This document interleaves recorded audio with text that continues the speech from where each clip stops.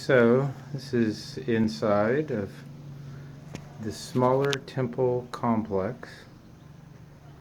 My guide, who's abandoned me, probably tell us more, but this is just very, very typical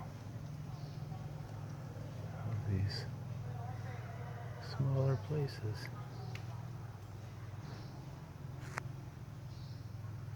Interesting, huh?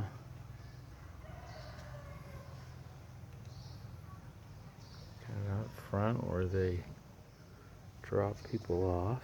Let's try and walk a little bit just to give you some sense of this. So these were reclaimed from the jungle not too many years ago.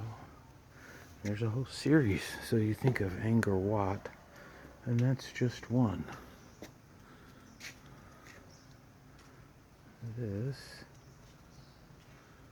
has many. Looks like they've restored some of these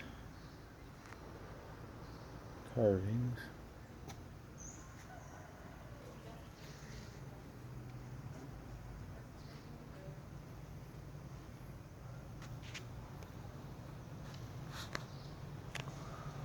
And there you have it, on the edge of the jungle. Cambodia, January 23rd, 2016.